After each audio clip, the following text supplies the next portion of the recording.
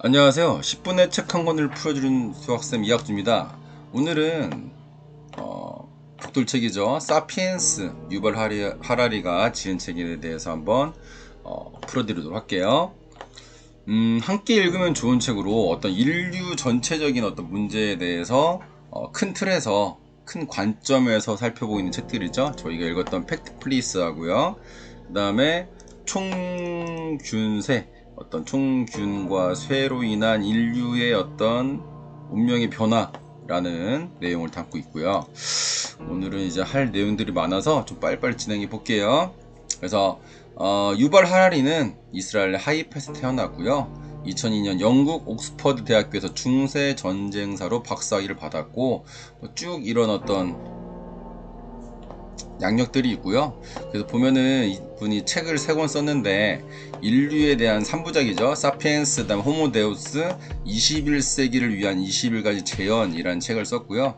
이 책을 진짜 한 권 한 권 음미하면서 읽어봐야 되는데 솔직히 이제 개인적으로 읽긴 참 쉽지 않은 책이에요. 그래서 이런 새온독이라는 어떤 독서 모임을 통해서 읽게 된 계기가 된 것 같아서 너무 감사드리고요. 한번 내용을 살펴볼게요. 대충 읽어서는 내용이 이해가 안 되더라고요.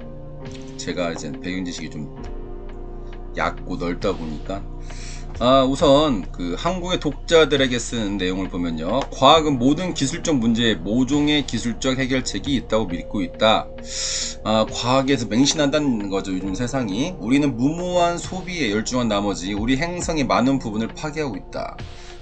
우리가 알게 모르게 자연을 파괴하고 있어서 뭐 코로나라든가 여러가지 기후변화 이런 문제들이 일어나고 있다는 얘기고요.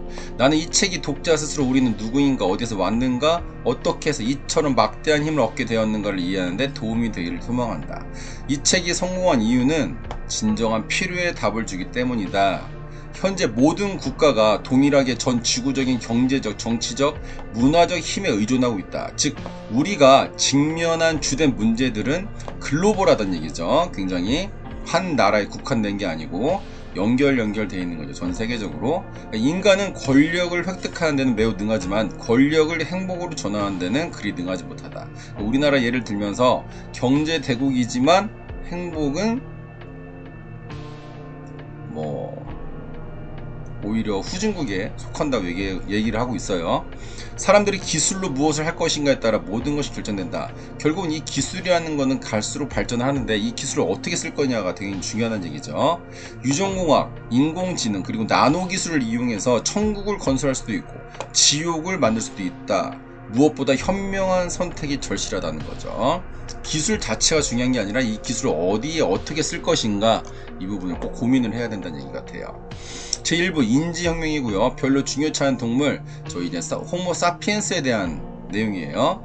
역사적 진로를 형성한 세계의 혁명을 보면요, 약 7만 년 전엔 인지혁명, 오늘 살펴볼 내용이고요. 두 번째 약 12,000년 전에 농어혁명, 그 다음에 세 번째가 500년 전의 과학혁명. 이 책을 이루고 있는 기본 지지대가 되는 거죠. 이들 세 혁명은 인간과 그 이후 생명체에게 어떤 영향을 끼쳤을까? 그것이 이 책의 주제다. 나중에 나온 내용이지만 이 호모사피엔스의 어떤 폭력성과 또 호모사피엔스로 인한 전쟁, 이런 등등 이런 안 좋은 부정적인 내용도 많이 있고, 호모사피엔스가 가진, 즉 호모사피엔스가 이렇게 지금까지 우리가 살아남을 수 있었던 그 이유는 무엇인가에 대해서 굉장한 인사이트를 가지고 풀어주고 있어요. 선사시대 인류는 그다지 중요치 않은 동물이었다. 즉 아싸였다는 얘기죠. 아웃사이더였는데 그만큼 힘이 없었다는 얘기예요. 인간이란 말의 진정한 의미는 호모 속에 속하는 동물이고, 이 부분을 잘 구분을 하시고 시작해야 돼. 카테고리를 정해놓고 해야지 용어가 헷갈리지 않더라고요. 그러니까 인간이라는 거는 호모 속에 속하는 동물, 그러니까 우리 사람을 제외한 호모 사피엔스를 제외한 나머지 호모 에렉투스라든가 여러가지 이런 동물들을 얘기하고 있고요.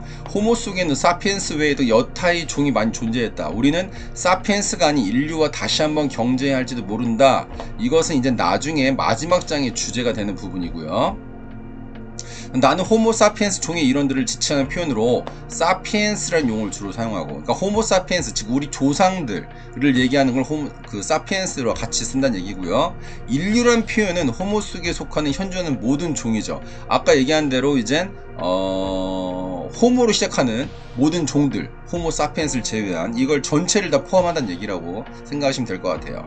인류는 동부 아프리카의 오스트랄로피테쿠스에서 진화를 했고요. 환경에 따라 여러 종들이 생겨났는데요.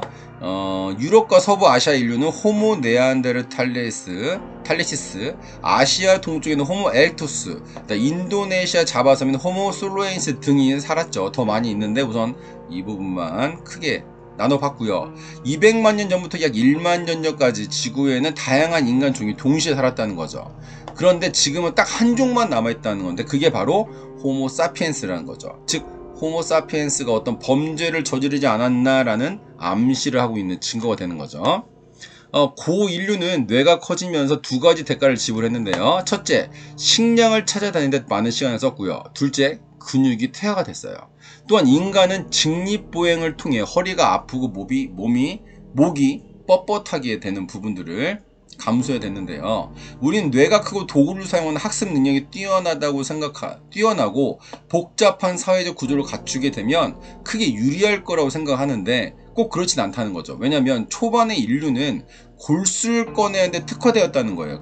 즉 그 의미는 뭐냐면 어떤 동물들이 사체를 다 뜯어먹고 남은 마지막에 먹을 수 있는 게 골수였다는 거죠. 그래서 마지막 잔해를 먹었다는 거죠. 그만큼 약해 빠졌었는데 인간이 먹이사슬의 정점을 뛰어오른 것은 불과 10만 년 전, 즉 호모 사피엔스가 출현하면서부터죠. 그러니까 호모 사피엔스라는 종이 출현하면서 이제 생태계에서 먹이사슬의 정점이 올랐는데 너무 급작스럽게 발전하다 보니까 생태계 파괴와 치명적인 전쟁 등이 이제 초래되고 유래됐다는 거죠.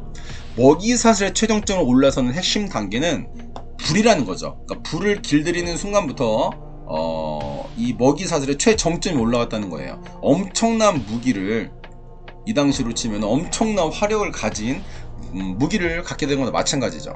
그러니까 음식을 익혀먹음을 통해서 창자는 짧아지게 되고 커다란 뇌를 갖게 된 거죠. 창자도 길고 커다란 뇌를 갖는다는 것은 너무 소모가 크기 때문에 죽을 확률이 크죠. 근데 이제 창자를 짧게 해도 화식으로 인해서 소화가 훨씬 짧아졌다는 얘기죠. 뇌가 커졌다. 즉 그 말은 더욱더 발전된 기술을 갖게 되었다 생각을 하게 되었다는 거죠. 불의 힘은 인간의 한계를 뛰어넘었고요. 불을 길들이는 것은 앞으로 올 일에 대한 신호였다는 거죠. 어떤 일이 올지 이제 하나하나 살펴볼 거예요. 약 7만 년 전 동아프리카의 사피엔스가 아라비아 반도로 퍼져나갔고 거기서부터 유라시아 땅덩어리 전체로 급속히 퍼져서 번성을 하게 되는데요. 여기에는 두 가지 이론이 있어요. 교배 이론과 교체 이론인데요. 교배 이론이라는 건 쉽게 얘기해서 서로 매력을 느껴서 교배했다는 얘기죠. 쉽게 얘기해서 조화롭게 살았다는 얘기고, 또 하나는 교체, 말 그대로 전쟁을 통해서 죽이고 밟고 이렇게 됐다는 거죠. 결국은 교체 이론이 대세였는데 일부 부분에서 교배 이론에 대한 증거도 나오고 있다는 거죠. 근데 아주 이거는 극히 적은 확률이었다는 부분이고요. 사피엔스가 네안데르탈인을 몰살했다는 주장은 현대의 경우를 보아도 설득력이 있다는 거죠. 대표적인 케이스가 인종 청소의 목적을 담았던 이제 독일에서 유대인들을 학살했었죠. 그런 어떤 부분들을 봐도 설득력이 있다는 거죠. 지금도 우리가 보면은 우리가 다른 인종을 보게 되면 뭔가 반감을 가질 수도 있고, 특히 이제 난민들 이런 부분들이 해당되는 것 같아요. 사피엔스의 성공 비결은 무엇인가? 바로 언어라는 거죠. 호모 사피엔스가 세상을 정복한 것은 다른 무엇보다도 우리에게만 있는 고유한 언어 덕분인데요. 이 언어가 굉장히 유연하다는 게 포인트예요. 적응력이 뛰어난 거죠. 두 번째 파트가 이제 지식의 나무인데요. 약 7만 년 전 호모 사피엔스가 매우 특별한 일을 하기 시작했는데요. 무리를 지어 두 번째로 아프리카를 벗어난 것인데요. 이 당시에 배나 기름 등잔, 활과 화살, 바늘을 발명한 상태였어요. 첫 번째 시도는 실패했었고요. 이를 바탕으로 해서 네안데르탈인과 인간 종들은 지구 전체에서 몰아내게 돼버려요. 그러니까 결국은 친척간이라 볼 수도 있는 거죠. 그러니까 침팬지가 고릴라를 몰아냈다 이런 개념처럼 호모 사피엔스라는 종이 다른 종들, 사촌쯤 되는 이런 종들을 다 몰아내버리고 몰살시켜버리는 거예요. 이 같은 업적은 사피엔스의 인지 능력 혁명이 일어난 결과이고요. 인지 혁명이란 과연 무엇이냐? 약 7만 년 전부터 3만 년 전 사이에 출현한 새로운 사고방식과 의사소통 방식을 말하는 거예요. 어떤 무기나 이런 게 아니고 사고방식, 생각하는 방식과 의사소통 방식이 이런 엄청난 결과를 초래했다는 건데요. 새로운 사피엔스의 언어에 어떤 특별한 점이 있었기에 사피엔스는 세계를 정복할 수 있었을까라는 의문을 던져봐요. 우리의 언어가 놀라울 정도로 유연하다는 거죠. 그래서 우리란 표현은 우리를 포함한 우리 조상들을 얘기하기 때문에 우리란 표현을 쓰고 있어요. 지금 인간의 언어가 진화한 것은 소문을 이야기하고 수다를 떨기 위해서라는 것인데요. 지금도 사실 여자분들이 더 이런 부분이 강하긴 하지만 남자들도 이런 부분들 뒷담화 이런 부분들 얘기 많이 하죠. 호모 사피엔스는 무엇보다 사회적 동물이라는 거죠. 그러니까 사회적 동물이 갖는 가장 큰 의미는 사회적 협력을 할 수 있다는 거예요. 즉 사회적 협력을 통해서 우리의 생존과 번식에 핵심적인 역할을 한다는 거죠. 더 확률을 높이는 거죠. 생존과 번식에 대해서.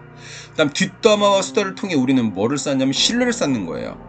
이게 서로 대화가 잘 됐을 때 그 사람을 믿고 그 사람과 더 대화가 깊어지는 이런 경험 해보셨을 거예요. 더 큰 무리로 확대할 수 있다는 게 핵심적인 거죠. 즉 더욱더 긴밀하고 복잡한 협력 관계를 발달시킬 수 있었다는 것이고 이게 결국 힘이라는 거죠. 현재도 마찬가지예요. 저희들 삶을 봤을 때, 생활 패턴을 봤을 때.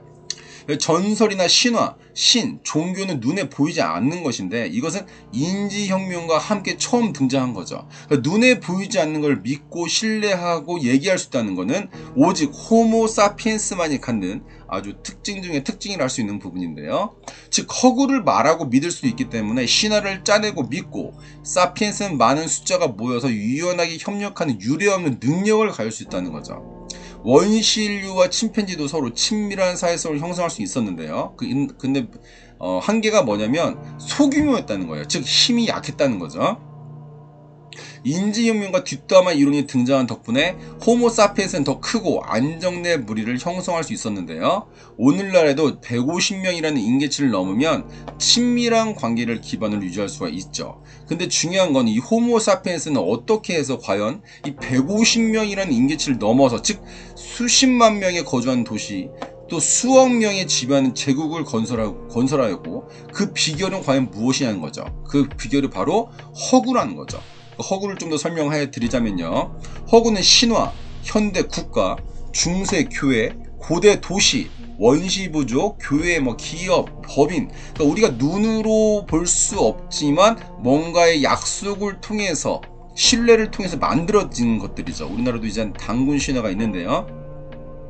이게 과연 사실이냐 이게 중요한 게 아니고 이걸 믿는 게 중요하다는 얘기죠. 이걸 통해서 사람들이 대화를 하고 그 신화를 통해서 하나로 뭉친다는 게 중요한 포인트예요.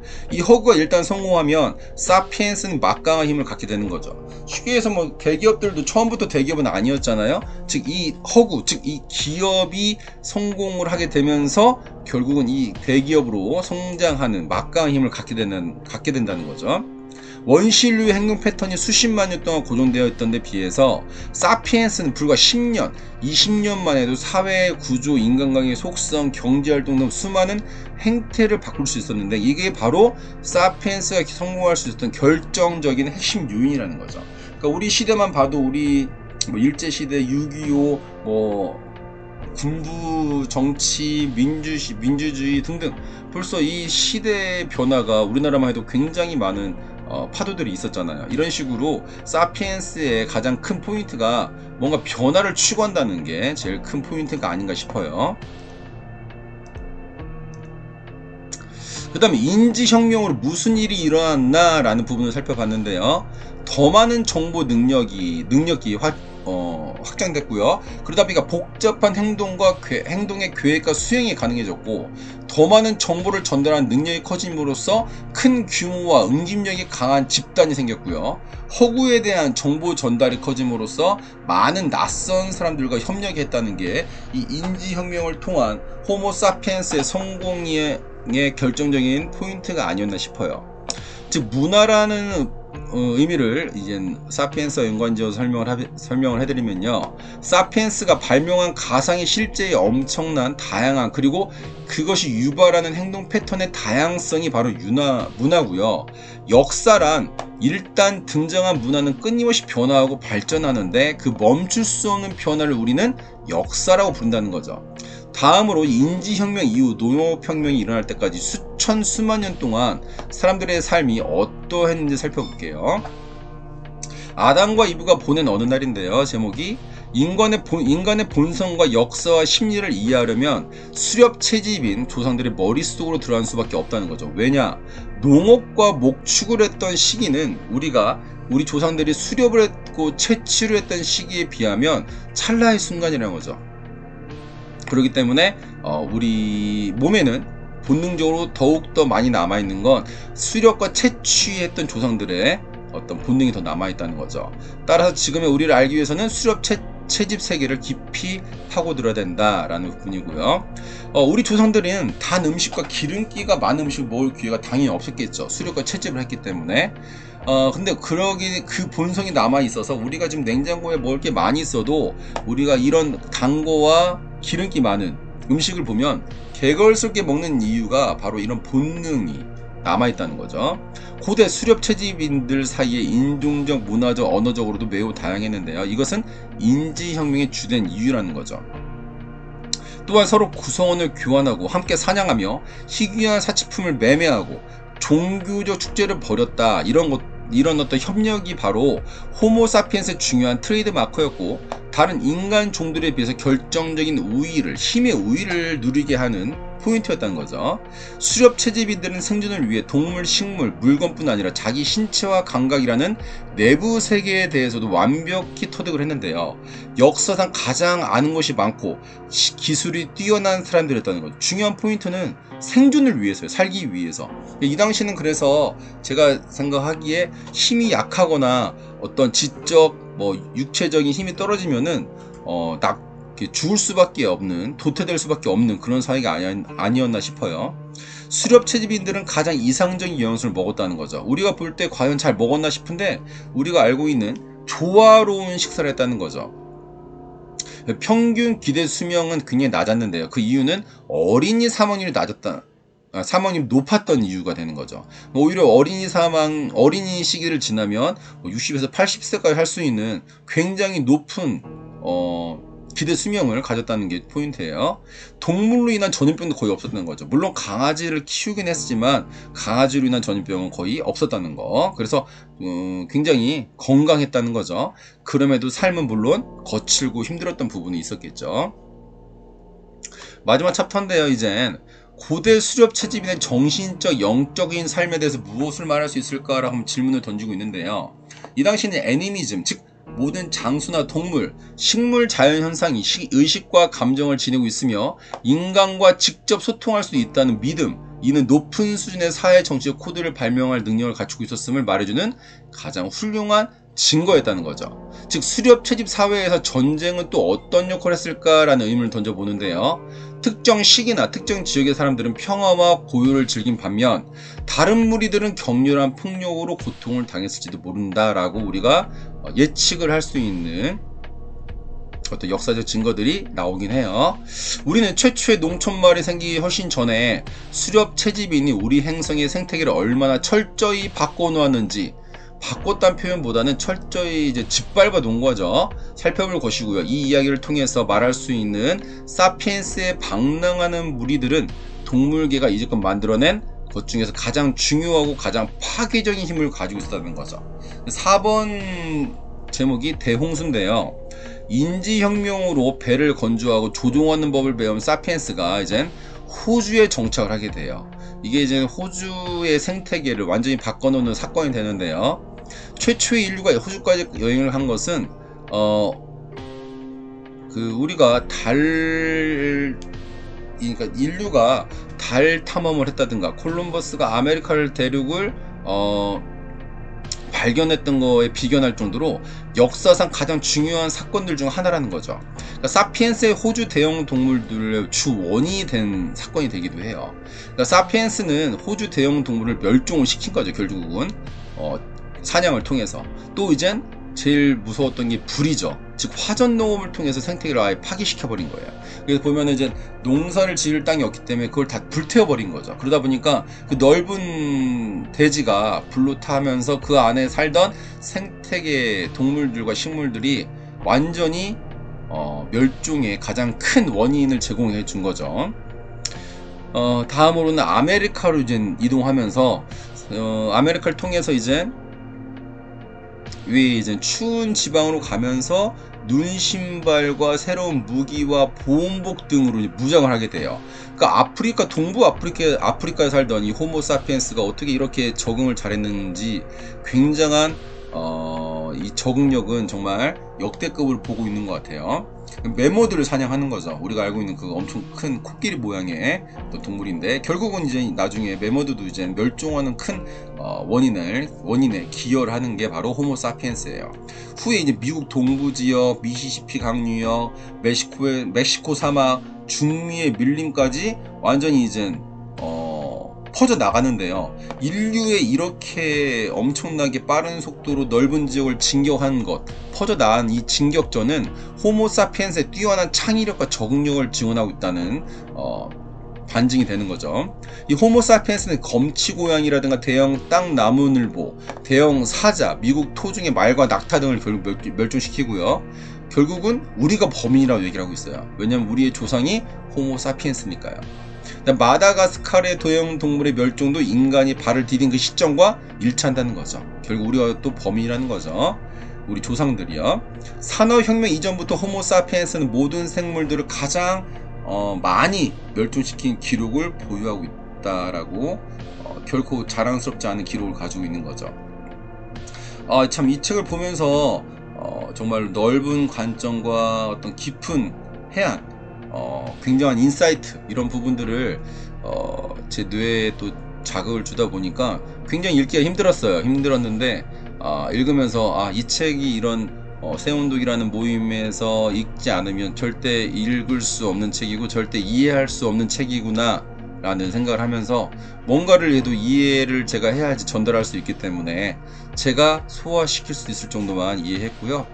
선배님들도 한번, 힘든 책이지만 그만큼 가치가 있는 책인 것 같아요. 그래서 우리 어떤 조상들의 삶과 우리가 앞으로 어떻게 방향을 나아갈 것인지 이 역사적 사실을 통해서 선배님들만의 인사이트를